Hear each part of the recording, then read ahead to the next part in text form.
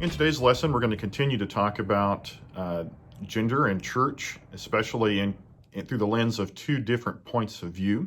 We're going to look at the complementarian point of view, which would say men and women are equal, but that there exists a structure, a distinction in their role and function in the church and in other areas of life. And then the egalitarian point of view, which says men and women are equal, and when we create or enforce distinctions between their roles and functions, we create an inherent inequality, which is contrary to the gospel. So those are the two main lenses we're looking at, and today we're going to look at a lot of the women we find in the gospel accounts, and I'm going to include in that the book of Acts. We may have more to say about the early church in other lessons, but we're going to talk specifically about the book of Acts and kind of how it continues the narrative of Luke. You may or may not know, but Luke, the gospel, and the book of Acts are both written by Luke, and you might think of them as part one and part two. Acts just picks up where Luke, the gospel, leaves off and continues that story, and a lot of the themes of the narrative continue. And one of those is the prominent placement of women in many of the accounts. So we could start at the beginning of Luke. Luke 1 and 2 gives us the birth narratives, the story of the birth of Jesus and the birth of John the Baptist. In those stories, the birth narratives pretty much revolve around mothers. The story, and sure, we can talk about Joseph and Zechariah, but really Mary and then also Elizabeth are kind of the stars of the show. They have very large roles in the beginning of the gospel in Luke and in those birth narratives. Paul kind of hints at the significance of that later. Galatians 4:4 says, "But when the fullness of time had come, God sent forth his son, born of a woman born under the law." That the significance of Mary means something to Paul, that she had a role in that. Woman as a gender brought us the Messiah. And if given the doctrine of the miraculous conception in Matthew and Luke, you can see where that even takes a larger role, where Joseph was really barely involved. And so you can get the idea, the sense that this is very strongly emphasizing that women played the role in bringing us Jesus, our Messiah and our Lord. Luke 2:36 through 38 gives us a story that happens at the end of the parents of Jesus taking young baby Jesus to the temple to make their sacrifice at the temple at the time of his birth. The first person they encounter is Simeon, the priest, and he prophesies about the significance of Jesus. And then as they're leaving, verse 36 says, "And there was a prophetess, Anna, the daughter of Phanuel, of the tribe of Asher. She was advanced in years, having lived with her husband 7 years from when she was a virgin, then as a widow until she was 84. She did not depart from the temple, worshiping with fasting and prayer night and day. And coming up at the very hour, she began to give thanks to God and to speak of him to all who were waiting for the redemption of Jerusalem." So you get this story that at the same time the male priest is acknowledging this child is Messiah, there is kind of this complementary story, or equal story, however you want to term that. I don't know if we have to use the word complementary, but there's a component story that goes with it that says, and there was also this woman. Like, why include that? Luke needs you to know, right? There was a man who acknowledges it. There's a female prophetess who acknowledges the coming of Messiah on the same occasion. And Luke quite often does that. If he gives you a male story, he'll give you a female story. He'll kind of give them in pairs. Luke also emphasizes the outsized role that women played in making possible the ministry of Jesus. Okay, Luke 8:1 through 3. "Soon afterward, he went out through the cities and villages, proclaiming and bringing the good news of the kingdom of God. And the 12 were with him, and also some women who had been healed of evil spirits and infirmities. Mary, called Magdalene, from whom 7 demons had gone out, and Joanna, the wife of Chusa, Herod's household manager, and Susanna, and many others, who provided for them out of their means." So while it does say, okay, Jesus is traveling around with these male disciples, and he mentions, though, the 12, Luke also emphasizes that the actual substance of their living, the patrons of Jesus's ministry, were patronesses. They were women who both traveled with and supplied the day-to-day expenses of this group out of their coin purse, as it were. Again, an outsized role that you might have thought, how were the apostles and Jesus getting funding as they just traveled from place to place, living off of people's hospitality? It was women who were making that possible throughout the story of Luke.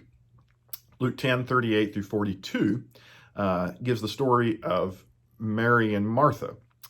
Now, as they went on their way, Jesus entered a village, and a woman named Martha welcomed him into her house. And she had a sister called Mary, who sat at the Lord's feet and listened to his teaching. But Martha was distracted with much serving, and she went up to him and said, "Lord, do you not care that my sister has left me to serve alone? Tell her then to help me." But the Lord answered her, "Martha, Martha, you are anxious and troubled about many things, but one thing is necessary. Mary has chosen the good portion, which will not be taken away from her." There's two major schools of thought on how to understand that story, and it really hinges on the phrase, Mary who sat at the Lord's feet and listened to his teaching. What are we supposed to take away from that? The traditional reading, and I would think the complementarian reading, would say that this is a story about devotion to Christ, and beyond that, it doesn't say much about gender or gender expectations. Both the characters that are being compared are women, Mary and Martha. It's not a man versus a woman or a woman versus a man, anything in that sense. So it doesn't seem to be, to the complementarian eye, a gendered teaching moment. It's not about that. However, egalitarians see something very different here. They would say in ancient society, a male student would learn at his master's feet, but women did not have access in this way. So if you think about it, the disciples were the learners who sat at the feet of Jesus, the male disciples, and women would be like Martha, pardon the cliche, but in the kitchen, okay? Mary is acting as a disciple at the feet of Jesus. And what a egalitarian sees when they read the story is Martha saying, Jesus, tell her she belongs in the kitchen with me.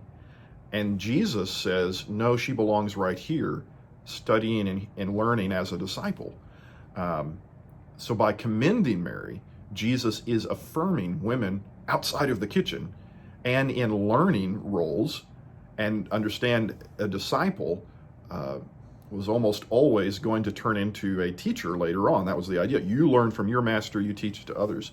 So who needed to sit and learn from the master? Someone who would teach later. So the egalitarian says what we're seeing here is Jesus affirming that Mary is going to be in the same role as these men sitting next to her, whereas Martha doesn't see it that way. Those would be the 2 points of view on how to read that story.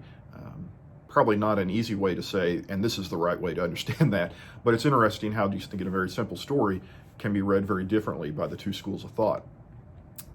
Another text, moving into the Luke part 2, which is the book of Acts, Acts chapter 1, 12 through 14, is likewise careful to notice that there are women involved in the earliest moments of the history of the church.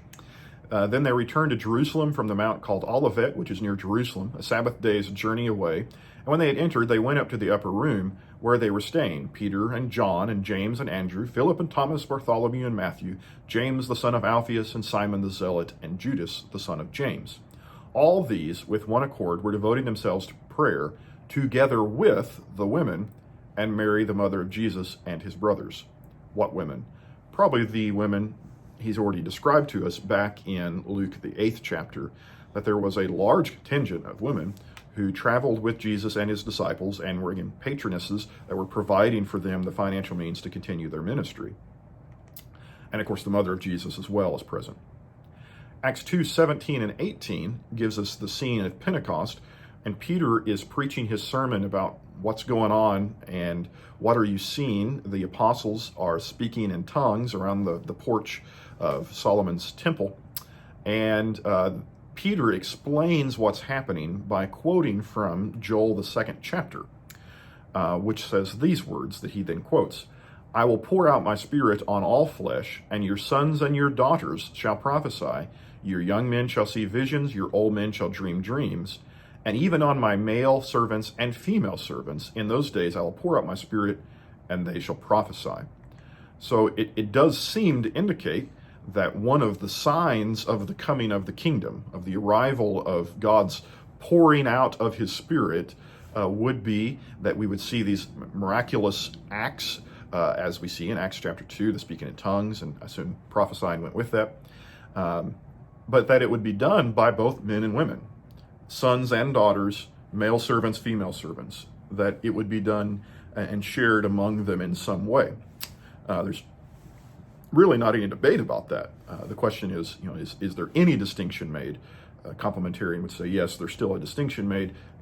Egalitarian would say no, it's complete access and equality.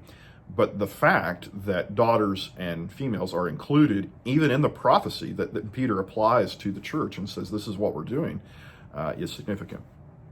Acts 16:14 and then also 40 tell us about a woman named Lydia. Her story would be worth spending more time on. I'm just going to quickly move through it now. But verse 14 says, the one who heard us was a woman named Lydia from the city of Thyatira, a seller of purple goods who was a worshiper of God. The Lord opened her heart to pay attention to what was said by Paul. She then becomes a prominent member in that church and kind of becomes a patroness of that church. So they went out of prison in verse 40 after the intervening events. And the first person they see when they get out of prison is they visited Lydia. And then they see the brothers and they encourage them and departed. So before they check in on whatever the male leadership looked like, they start with Lydia, right? Lydia is their first stop when getting out of prison. And she's a prominent member of that local church.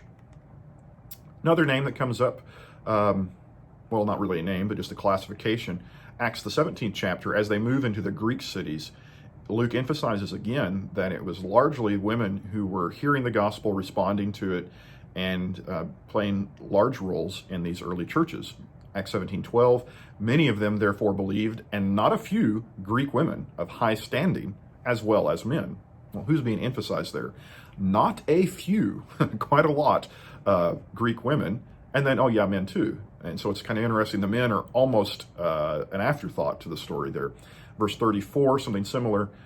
Some men joined them and believed, among whom also were Dionysius the Areopagite and a woman named Damaris, among others. And so again, it emphasizes who are these converts.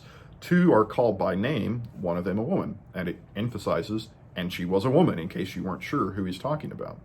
So again, in the conversion stories, women are noticed in particular in several of these accounts. A name we'll recognize perhaps is Priscilla. In Acts the 18th chapter, verses 1 through 3, we get an introduction to her and her husband, Aquila. After this, Paul left Athens and went to Corinth, and he found a Jew named Aquila, a native of Pontus, recently come from Italy with his wife Priscilla. Because Claudius had commanded all the Jews to leave Rome, and he went to see them, and because he was of the same trade, he stayed with them and worked, for they were tent makers by trade. So Priscilla and Aquila, or Aquila, depending on who taught you to say it, are a husband and wife pair. In this passage, Aquila is being probably emphasized. He's named first, and then with him is Priscilla. They work together as tent makers, and Paul lodges with them and even works with them to kind of supplement his living. However, later in the same chapter, verses 24 through 26, that role, the order of names is reversed, and people argue about how significant is it. There's a story of now a Jew named Apollos, a native of Alexandria, came to Ephesus. He was an eloquent man, competent in the scriptures. He had been instructed in the way of the Lord. And being fervent in spirit, he spoke and taught accurately the things concerning Jesus, though he knew only the baptism of John. He began to speak boldly in the synagogue, but when Priscilla and Aquila heard him, they took him aside and explained to him the way of God more accurately. So a lot of debate on what we should read into or read out of this particular passage. And I'll admit, there are claims made about this verse that say more than the verse does. So on the one hand, I've heard it said this is a passage that proves beyond doubt we should have women preaching, because Priscilla is named first, and takes the lead in explaining it. I'm not sure this verse proves that one way or the other. Again, whichever school of thought you're in, I'm not sure this says that much. The name coming first is interesting. Name order does matter in Greek grammar. It's not an ironclad thing, but it's significant, especially because it's a reversal of the way they were introduced to us earlier. Why name Priscilla first? It is interesting that they take him aside. This isn't what we'd call a public proclamation of the gospel. This is more like a private conversation that may matter to how you interpret the passage. And even the word explained to him is really vague. If I remember correctly, it's the Greek term ektithemi, which literally just means set forward. It's used in so many ways. If you nailed up a public decree to a bulletin board, you could call that ektithemi. You set forward the document. and so, I mean, literally, depending on how you want to take that, and this is a silly point I'm about to make, but literally they could have handed him a track off the track rack, right? That's not what happened. They didn't have tracks. But you get my point, that literally they could have handed him a document and it would count as ektithemi. They explained the way of God more perfectly. Or they could have had a lengthy discussion, a Bible study, as we call it. I don't know. The text just doesn't tell you, except that something happened. So it doesn't probably say as much as some people want it to say, like this is a woman getting behind a pulpit and lecturing. That's not what's happening in this story. At the same time, it does say something, that this woman, Priscilla, seems to be in the forefront of the story where the gospel is being explained to a man. And so you can take that what it's worth, depending on which camp you're in, if how far you want to lean with it. But the details themselves are actually a little bit vague. Acts 21, 8 through 9 mentions the 4 daughters of Philip the evangelist. Philip is an evangelist, and so you say there's a male and a male role. You'd say, okay, that makes sense. But then it also mentions he has these 4 daughters who prophesied. He has 4 prophetess daughters active in the local church. Now, again, how much you read into that is kind of depends on which camp you're in. I say again, an egalitarian is going to say, look, this is one more example. Women are servants of God in every aspect of the life and work of the Church of Acts. On every page, in every chapter, it seems like when someone's doing something, there's a woman doing it right there with them. So how would we take from the book of Acts that there's supposed to be some kind of distinction between men and women in their roles in the church? Complementarian would say women were valuable servants in the early church and should be today. But in all these texts, you notice men are still the primary leaders and teachers. They would point to Aquila and Priscilla and say, it's Apollos, a man, doing the formal proclamation of the gospel, and they have a conversation with him privately, but he's still the one doing it. They would say Philip's the evangelist. He has 4 daughters that prophesy, but it's still Philip in the leading role. And so they would emphasize that in all these stories, you still have your 12 or so male apostles. Jesus could have picked some women, 6 and 6, right? And he didn't. So complementarian says, the exceptions are very interesting, and they definitely validate the work of women in the church, but they would be quick to say it doesn't reverse the overall slant of the book, that men were in the leading roles in the teaching and leadership of the early church. So again, that's the 2 schools of thought, kind of how you read those texts. One category I skipped on purpose because I wanted to address it specifically at the end are the resurrection witnesses. Matthew, Mark, Luke, and John, you're going to get the same point being made. The first people to witness the resurrection, specifically the empty tomb, but also to encounter Jesus in John's gospel, are women. This is a fascinating point for a couple of reasons. From apologetics purposes, it's not the way you would have made it up. Like if you were writing fiction and you wanted to convince an ancient person that the resurrection happened, your first witness would be like the most reputable person in town, a sage old man who comes and inspects the empty tomb and walks away convinced. The first witnesses in the Gospels, in all 4 accounts, are women. John only mentions one, Mary Magdalene, but all of them include women. In fact, exclusively women. There are no men at the tomb at the beginning. They come later. In John's Gospel, Peter and John will get there eventually, But in all the accounts, women first, and then they're told by the messenger angel, you go tell the apostles what you saw. Okay. So what should we take away from that fact? Why is that significant, and how significant is it? Again, it kind of depends on your camp on this. From the egalitarian perspective, you'd say that's a big deal. The most important event in Christianity, the sign of the truth of the Christian faith, hinges upon and is privileged to a group of women, not the male apostles who are waiting in a room afraid of what would happen next. God privileged women as witnesses of the gospel and thereby endorsed their role in preaching and proclaiming the gospel in the kingdom. That every gospel, I think as one person has said, every gospel sermon you've ever heard is an echo of a woman's voice. The first person to say to anybody, he's risen, the tomb is empty, was a woman. And the rest of us are just copying her. And so the egalitarian would say, if anybody gets the right to preach the gospel, it's a woman. They were the first to do it. Complementarian would see it differently.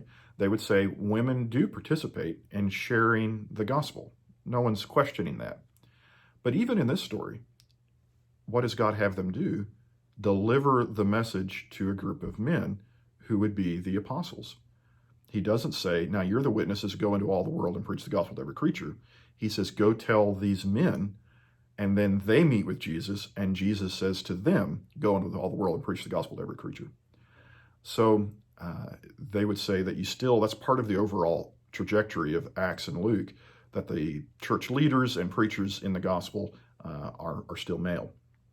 So you can see there's a lot of information here in Luke and Acts and in the gospel accounts. All of it points towards the significance of women in the church. That is not subject to debate. To ignore that is to ignore the scriptures. They are absolutely essential and vital parts to the life of the church. There's just simply two camps then, 2 points of view of how significant these passages are. Are they telling us, yes, so therefore include them in all parts of church leadership and roles, or are they saying, empower and support them in specific ways, but not in every way? That's kind of the question that comes out of these texts. Probably didn't get a clear answer, but at least now maybe you can see where the 2 points of view come from in reading these stories.